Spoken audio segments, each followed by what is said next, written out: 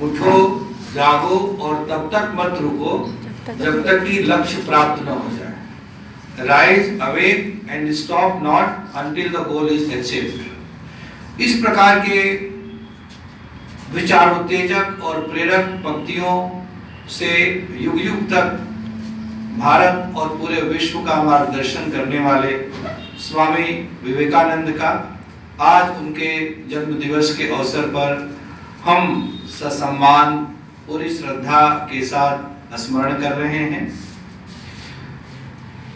युवाओं के लिए स्वामी विवेकानंद का महत्व और भी अधिक बढ़ जाता है। वैसे तो उनका महत्व हर किसी के लिए है, क्योंकि उनके विचार युवाओं को प्रेरित करने वाले विचार हैं, उत्तेजित करने वाले विचार हैं। कैसे आप अपने लक्ष्य को विषम से विषम परिस्थितियों से जूझने के बावजूद भी हासिल कर सकते हैं। विवेकानंद का व्यक्तित्व और कृतित्व इस बात का अपने आप में एक ज्वलंत प्रमाण है,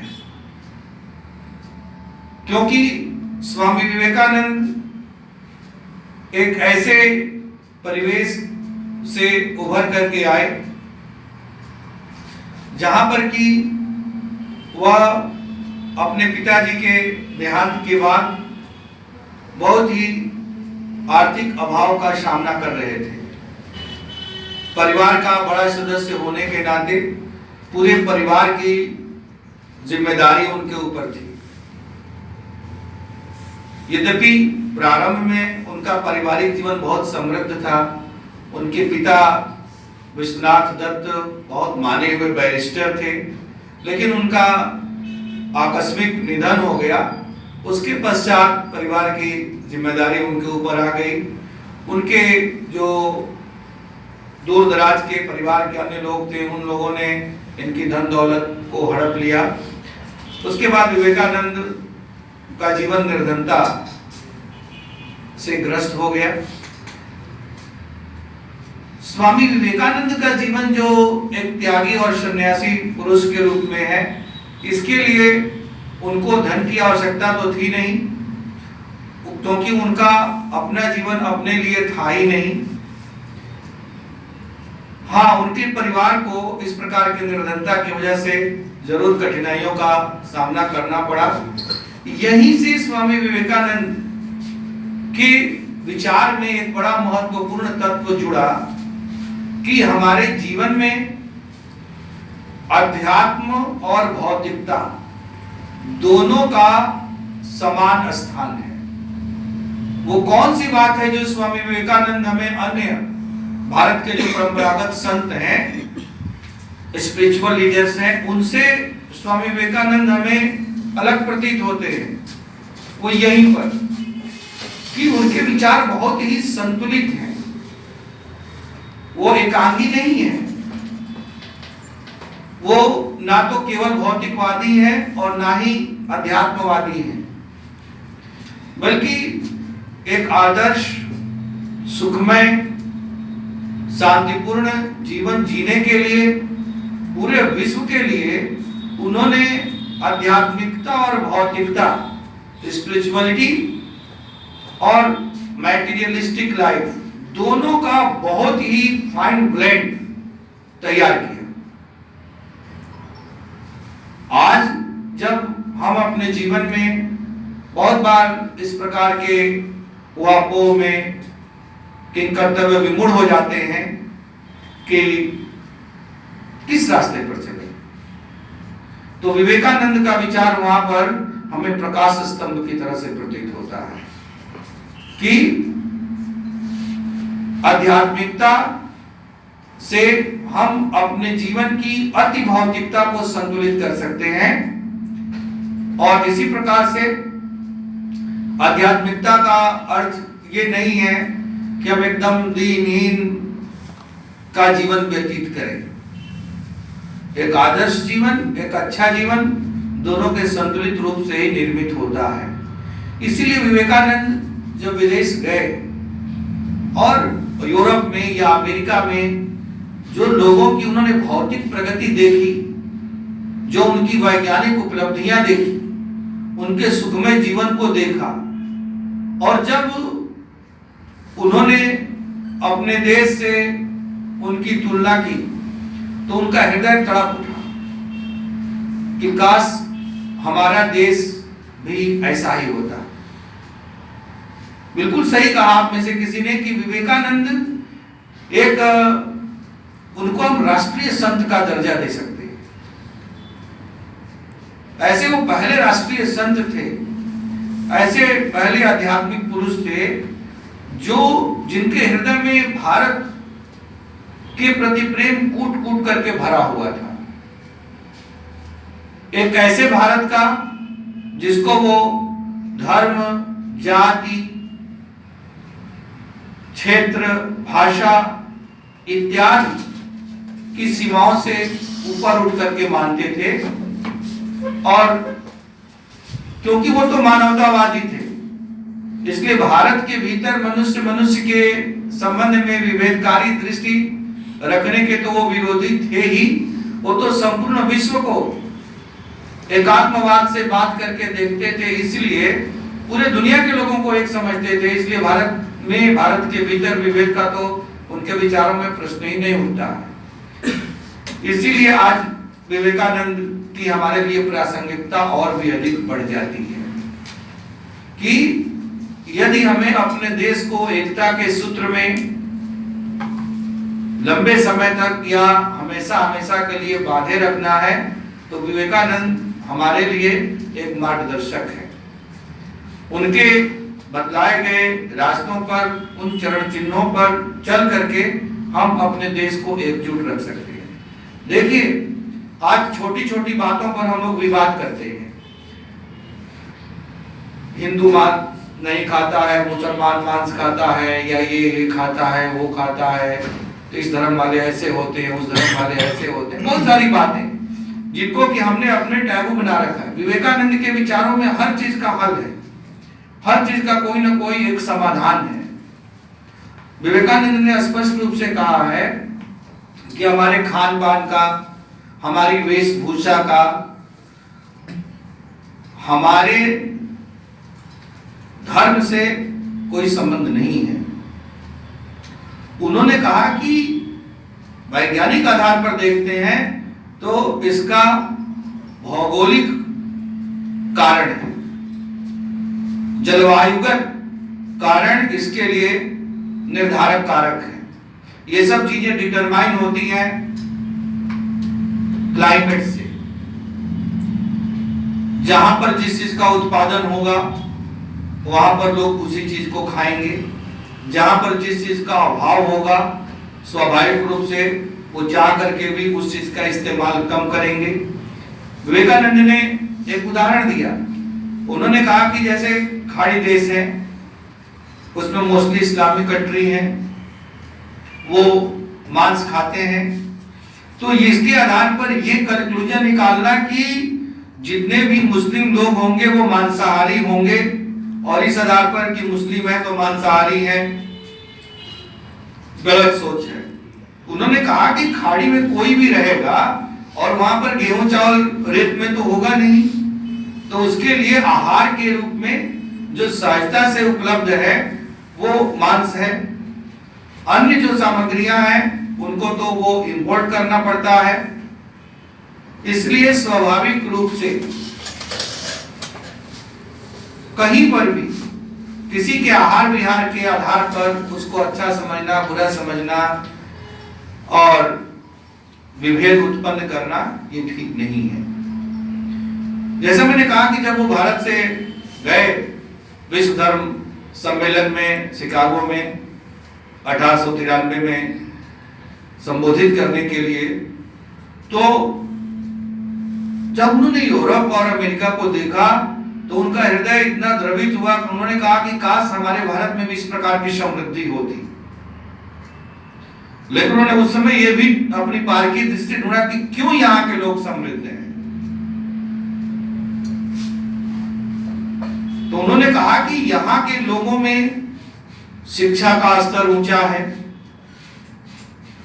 यहाँ के लोगों में अपने कर्तव्य का बोध वो ड्यूटी बाउंड है।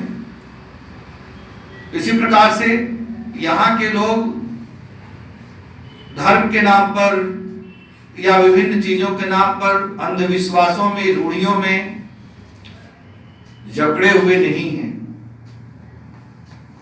समाज में नीचे से ऊपर तक एक सोशल क्लासिफिकेशन क्रिएट हुआ है, ऊंच नीच का। इस प्रकार की मानसिकता वहां के लोगों की नहीं है। योग्यता ही वहां पर श्रेष्ठता का एकमात्र मापदंड है। किसी भी समाज में योग्यता ही श्रेष्ठता का एकमात्र मापदंड होना चाहिए। जो कोई भी सर्वाधिक योग्य होगा, सर्वाधिक सम्मान का हकदार उसी को होना चाहिए। उसका जाति, धर्म, संप्रदाय, उसके पास रुपया पैसा है या नहीं है, या वो किस चीज से बिलोंग करता है, ये टोटली इमैटेरियल है। ऐसी चीजों का कोई महत्व नहीं होना चाहिए। विवेकानंद के विचारों को जब हम गहराई से देखते हैं तो उनके विचारों में ये सब तत्व हमें मिलते हैं। एक सेल्फलेस पर्सन, कोई भी व्यक्ति जो अपने देश को, समाज को आगे ले जाना चाहता है, उसके लिए उसका सेल्फलेस होना जरूरी है। जैसा मैंने कहा कि हम सब कहते हैं, अरे मैं तो कब का देश के लिए सब कुछ कर देता, लेकिन बच्चों का मुंह है, तो मेरे बच्चों का क्या होगा, इसलिए मैं परिवार के बंधन में बंधा हुआ हूं। तो इस प्रकार की समस्याएं विवेकानंद के सामने थी कि उनकी बूढ़ी माँ थी उनके घर में, उनके छोटे छोटे भाई थे। यदि वो चाहते तो वो भी इस प्रकार का बहाना बना करके वो भी पारिवारिक जिम्मेदारियों में ही अपना जीवन लगा दिए होते, और आज विवेकानंद को हम इतने सम्मान के साथ याद नहीं कर रहे होते। लेकिन त्याग और निस्वार्थ भाव, ये दो ऐसी बातें हैं जिन्होंने कि एक सामान्य से बालक नरेंद्र नाथ को स्वामी विवेकानंद के रूप में पूरे विश्व भर में स्थापित कर दिया। यही चीजें महान बनाती हैं। आज विवेकानंद की जयंती को मनाने की प्रासंगिकता क्या है? रेलिवेंस। तो इसका रेलिवेंस यही है कि एक युवक के रूप में हम नहीं कहते कि विवेकानंद की तरह से सभी सन्यासी बन जाएं, अपने घर परिवार को छोड़ दें, लेकिन विवेकानंद के चरण चिन्हों पर चलते हुए अपने समय का और अपने संसाधन का कुछ हिस्सा जरूर उस देश के लिए, उस समाज के लिए, उन लोगों के लिए हम अर्पित करें। ये आप अपने साथ साथ कर सकते हैं, अपनी सारी जरूरतों को पूरा करते हुए भी कर सकते हैं, बशर्ते कि आपके मन में उस देश, उस समाज और उन लोगों के प्रति उस प्रकार का अपनत्व का भाव हो जैसा कि स्वामी विवेकानंद में था। बिना उस प्रकार के अफेक्शन के कोई व्यक्ति 7 समंदर पार जाकर के अमेरिका के लोगों को भाई और बहन का अफेक्शनेट एड्रेस नहीं दे सकता। हम लोग पढ़ते हैं, याद करते हैं, रियल में बात क्या है कि विवेकानंद ने जब ये कहा कि मेरे अमेरिका वासी भाइयों एवं बहनों, तो असली बात केवल ये नहीं कि और लोग उनको मेन एंड वीमेन के रूप में एड्रेस कर रहे थे और स्वामी विवेकानंद ने भाई और बहन का संबोधन दिया। असली बात यह है कि ये बात आई कहां से? आप किसी व्यक्ति को बेटा बोलते हैं तो आपके मन में वो जो प्रेरणा होती है ना, तब जाकर के वो बेटा शब्द निकलता है, नहीं तो आप उसका नाम बोलते हैं। तो विवेकानंद का स्वभाव, उनका मन विश्व के लिए उस प्रेम की भावना से भरा हुआ था। विवेकानंद का रिलेवेंस आज ये है कि हमारा देश जिस दौर से गुजर रहा है, देखो लोकतंत्र है, लोकतंत्र में हर किसी को अपनी बात को कहने का अधिकार है। हर किसी को न केवल अपनी बात को कहने का अधिकार है बल्कि अपने विरोध को जताने का भी अधिकार है और होना चाहिए। एक समृद्ध लोकतंत्र की यही तो पहचान है, एक जीवंत लोकतंत्र की यही खूबी है कि हर किसी को अपनी बात को मजबूती के साथ रखने का अधिकार है। केवल इतने के लिए किसी को अच्छा समझना, बुरा समझना गलत है।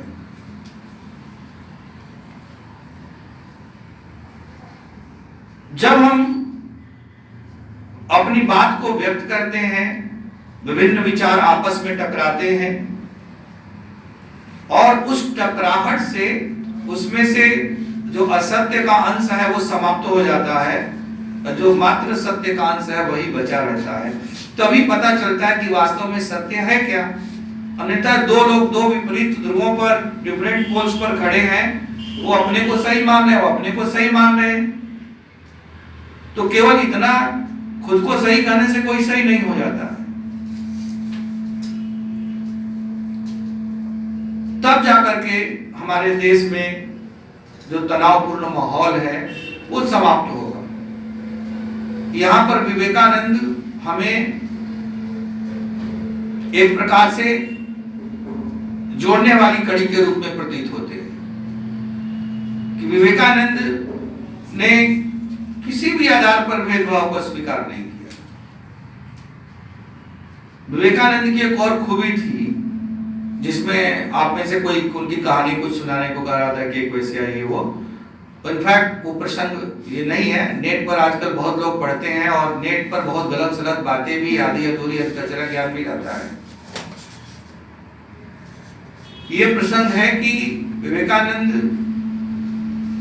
कहीं पर किसी सार्वजनिक स्थान पर सार्वजनिक समारोह के लिए उपस्थित थे। वहां पर बहुत भीड़ लगी थी, तब तक वो प्रतिष्ठित व्यक्ति हो चुके थे और वो एक वेश्या भी उनका दर्शन करने के लिए आई। तो भीड़ लगी थी और भीड़ के बीच में से वेश्या ने आना शुरू किया। विवेकानंद काफी पीछे आगे खड़े थे। तो जैसे ही वेश्या का आना लोगों ने देखा तो लोग अपने आप दाहिने बाएं हटने लगे कि वेश्या से उन लोगों का शरीर स्पर्श हो जाएगा तो वो लोग अपवित्र हो जाएंगे। विवेकानंद ने देख लिया दूर से कि एक महिला आ रही है और अनायासी लोग दोनों ओर से उसको स्पेस दे रहे हैं और ऐसा शो कर रहे हैं कि उससे स्पर्श न होने पाए। तो विवेकानंद ने पूछा होगा किसी से कि भाई कौन है महिला, क्यों लोग इस तरह से कर रहे हैं। तो बताया गया कि ये वेश्या है, एक प्रतिष्ठित मतलब चर्चित वेश्या है। तो जब वो विवेकानंद के वहां तक आते आते विवेकानंद के पैरों के पास तक आकर के झुकी उनका आशीर्वाद लेने के लिए, तो विवेकानंद भी 2-3 कदम पीछे हट गए कि विवेकानंद का स्पर्श उस वेश्या से न होने पाए। तो उस वेश्या ने विवेकानंद से कहा कि स्वामी जी, ये लोग हमसे दुराव रख रहे हैं और हमसे दूर हो जा रहे हैं, तो इनको तो मैं समझती हूँ क्योंकि ये लोग इतने समझदार नहीं हैं, लेकिन आप तो महान आध्यात्मिक संत पुरुष हैं, जीवन की वास्तविकता और मर्म को समझते हैं। यदि आप भी हमसे दूरी रखेंगे तो फिर हमारी मुक्ति कैसे होगी? कौन हमें ज्ञान देगा कि मैं इस जो दलदल में फंसी हुई, इस दलदल से मुझे मुक्त होने की प्रेरणा प्राप्त हो। दूसरी बात कि मैं वेश्या बनी हुई तो इस समाज के द्वारा बनाई गई हूं। कोई भी महिला स्वेच्छा से वेश्या नहीं बनना चाहती, तो उसमें मेरा ही दोष नहीं है, ये समाज भी उसके लिए उत्तरदायी है। तो विवेकानंद की ये महानता देखिए, उन्होंने एक वेश्या से भी सीख ग्रहण की और विवेकानंद को अपनी भूल का एहसास हुआ और विवेकानंद ने उसको आशीर्वाद दिया और उन्होंने अपनी गलती महसूस की स्पष्ट रूप से उन्होंने उससे कहा कि हाँ तुम सही कर रही हो और मैं गलत हूं। ये वो प्रसंग है ऐसे। तो ये विवेकानंद के जीवन में ये हमें चीज दिख रही है कि आप जीवन में हर जगह कुछ न कुछ सीख सकते हैं, और सिखाने वाला कोई महान विद्वान हो ये जरूरी नहीं है। हम बहुत छोटी छोटी चीजों से सीख सकते हैं। इंसान तो इंसान, हम पशु पक्षी से सीख सकते हैं। एक गाय से सीख सकते हैं कि गाय अपने बच्चे के लिए कैसे दूध चुरा लेती है। एक चिड़िया से सीख सकते हैं कि छोटी सी चिड़िया भी कैसे धूप से, बारिश से अपने बच्चों को बचाने के लिए तिनका तिनका जोड़ करके घोंसला बना लेती है। तो सीखने के लिए हर जगह बहुत सारी चीजें हैं। विवेकानंद के बारे में बहुत भ्रांतियां जो मैं बचपन से सुनता आ रहा हूं, वो भी गलत है। कि वो पुस्तक पढ़ते थे तो उनको एक बार में याद हो जाती थी बात, इसलिए वो पुस्तक फाड़ करके फेंक दे रहे थे। अब आप कॉमन सेंस से सोचो, यहां तक तो बात सही है कि वो जो चीज एक बार पढ़ लेते थे उनको वो चीज याद हो जाती थी, लेकिन उस पुस्तक बेचारे की क्या गलती कि वो उसको फाड़ा जा रहा है कि पता चला कि हमें याद हो गया तो अब हम अपनी पुस्तक को फाड़ देंगे। क्या उस पुस्तक को कोई और नहीं पढ़ सकता? विवेकानंद जैसे एक सुसंस्कृत व्यक्ति से क्या हम उम्मीद कर सकते हैं कि वो पुस्तक फाड़ करके फेंक देंगे? सपोज कीजिए कि आपके यहाँ कोई सामान है, अब आप उस सामान की आवश्यकता आपकी पूरी हो गई, तो क्या उसको ले जाकर के जला देते हैं कि आपके मन में विचार आता है कि सामान मैं किसी और को दे दूं, उसके काम आ जाएगा? तो फाड़ करके क्यों फेंकेंगे? तो ये गलत बात है। ये बिल्कुल सही बात है कि विवेकानंद जिस चीज को भी पढ़ लेते थे, सुन लेते थे, उनकी स्मरण शक्ति इतनी तीव्र थी कि उनको हमेशा हमेशा के लिए वो चीज याद हो जाती थी। और विवेकानंद ने स्वयं बताया था कि इसका जो मूल कारण है वो क्या है। इतनी तीव्र स्मरण शक्ति और मेधा का कारण क्या है? वो किसी में भी हो सकता है, वो आप में भी हो सकता है। तो उन्होंने कहा था कि कंसंट्रेशन, एकाग्रता, एकाग्र चित्त होना, चित्त का, मन का एकाग्र होना। महाभारत में प्रसंग आता है, यक्ष ने युधिष्ठिर से पूछा कि सबसे तेज क्या चलता है, तो उन्होंने कहा था कि मन। अभी आप यहाँ बैठे हैं और आप मन में इमेज करेंगे कि विवेकानंद शिकागो विश्व धर्म सम्मेलन में 1893 में पूरे दुनिया के धर्माचार्यों को संबोधित कर रहे हैं। आपको अपने आप दिखाई पड़ने लगा कि यहाँ विवेकानंद वहां पर खड़े, सात समंदर पार। इससे तेज किसी की गति नहीं हो सकती। तो इतना चंचल मन है, उस चंचल मन को बांध करके निश्चित स्थान पर फोकस करना पड़ता है। यदि आप इतना एकाग्रचित्त हो जाते हैं तो कोई भी चीज आपको हमेशा हमेशा के लिए याद रह सकती है। ये साइंटिफिक चीज है, ये अभ्यास की चीज है। चाहे आप उसको योगा कहो, मेडिटेशन कहो, जो भी नाम दो। तो विवेकानंद चूंकि वो उस प्रकार के संत थे, योगी थे, वो कोई पाखंडी नहीं थे, या जो पुंगापंथी केवल गेरुआ वस्त्र धारण करके जो लोग योगी बनते हैं उस प्रकार के योगी नहीं थे। तुलसीदास ने रामायण में लिखा कि नारी मुई घर संपत्ति नासी, मुड़ मुड़ाई भय सन्यासी। कि कलयुग में कैसे लोग सन्यासी बनेंगे? तो जिनकी पत्नी का निधन हो जाएगा या धन दौलत किसी वजह से नष्ट हो जाएगी तो मजबूरी में सन्यासी बन जाएंगे। स्वामी विवेकानंद उस प्रकार के सन्यासी नहीं थे। वो संपूर्ण संसार को अपना जीवन देना चाहते थे, इसलिए अपना घर छोड़ना था उनको, इसलिए वो पूरे संसार के हो गए, अपने परिवार के बंधनों में न बंध करके। इस प्रकार के सन्यासी थे। तो स्वेच्छा से सन्यासी बने थे। तो सचमुच का जो कोई सन्यासी होगा वह योगी ही होगा, जो उसमें इस प्रकार की एकाग्र चित्तता होगी, उसकी स्मरण शक्ति अपने आप ही होगी। छात्र जीवन में इसीलिए तो कहा गया ब्रह्मचर्य होने की बात। ब्रह्मचर्यत्व बिल्कुल सही बात है, उसको बहुत सरल और आज की भाषा में कहें तो सेल्फ डिसिप्लिन है, आत्मानुशासन। आत्मानुशासन में आप हैं तो आप ब्रह्मचर्य हैं। आपको पता होना चाहिए कि अभी आप छात्र हैं, एक छात्र के रूप में आपके जीवन का एक लक्ष्य है, एक टारगेट है, and you have to achieve that target. That is self discipline. यदि आपका कंसंट्रेशन आपके लक्ष्य के अतिरिक्त कहीं और होता है, इसका मतलब कि आप डिसिप्लिन नहीं है। इनडिसिप्लिन होने का मतलब किसी को गाली देना, मारना या किसी के साथ मिसबिहेव करना ही नहीं है। सेल्फ डिसिप्लिन की जब हम बात करते हैं तो खुद के प्रति ईमानदार होना, खुद के प्रति अनुशासित होना। जब आप ऐसे होंगे आपका कंसंट्रेशन अपने आप बनेगा। आप जो पढ़ोगे आपको याद रहेगा, लंबे समय तक याद रहेगा, भले आजीवन याद हो चाहे ना हो। कठिन से कठिन चीजें भी आप पढ़ेंगे तो आपको समझ में आएंगी। विवेकानंद के जन्म दिवस को राष्ट्रीय युवा दिवस के रूप में इसी तरह से थोड़े मनाया जाता है। उनके विचारों को यदि हम गहराई से जाकर के देखें तो विवेकानंद स्वयं एक युवा थे। और नियति को देखिए कि वो युवा रहते हुए ही बहुत अल्प समय में मर गए। 40 साल भी उन्होंने अपने जीवन के पूरे नहीं किए। 12 जनवरी 1963 को वो पैदा हुए और 4 जुलाई 1863 को पैदा हुए और 4 जुलाई 1902 को उनकी डेथ हो गई। इतने अल्प समय में विवेकानंद ने सब कुछ किया। तो एक तरह से 40 वर्ष से कम अवस्था, एक युवा अवस्था में ही जो कुछ भी उन्होंने किया वो किया। सुभाष चंद्र बोस ने विवेकानंद जी को आध्यात्मिक राष्ट्रवाद का जनक इसीलिए कहा, फादर ऑफ स्पिरिचुअल नेशनलिज्म।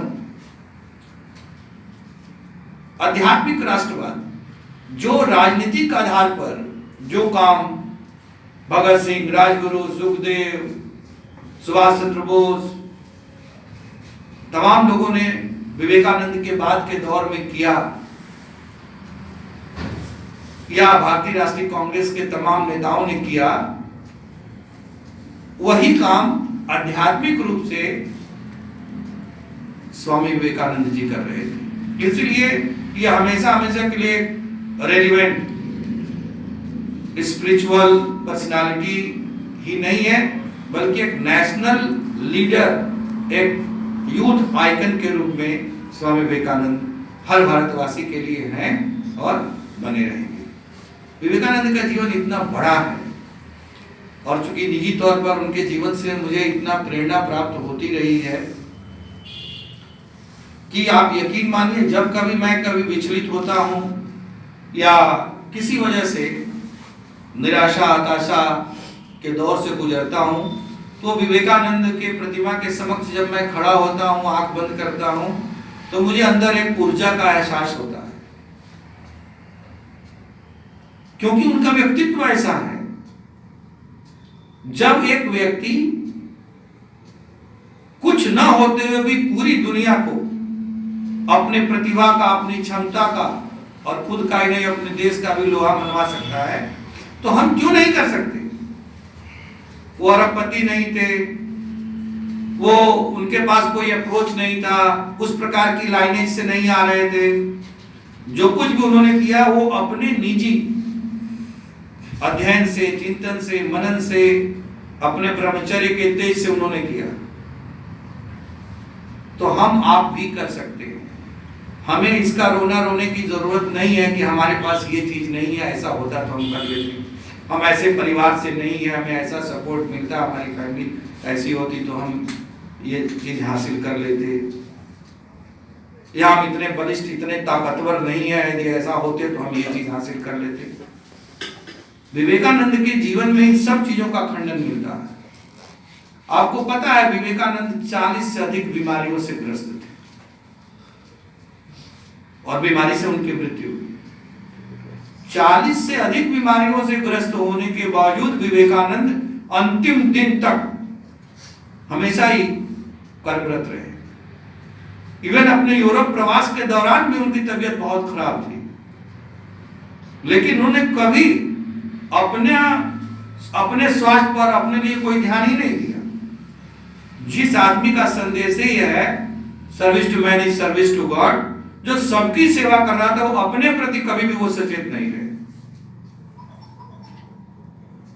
वो कहते थे कि समय बहुत कम है, इसलिए इस समय में जितना ज्यादा हो सके, जितना ज्यादा भलाई का काम हो सके, लोगों का कल्याण हो सके, कर दिया जाए। सारे संसार को अपने दिव्य व्यक्तित्व से ऐसे सम्मोहित करने वाले स्वामी विवेकानंद को हम सत सत नमन करते हैं और इसी के साथ अपनी वाणी को विराम देते हैं।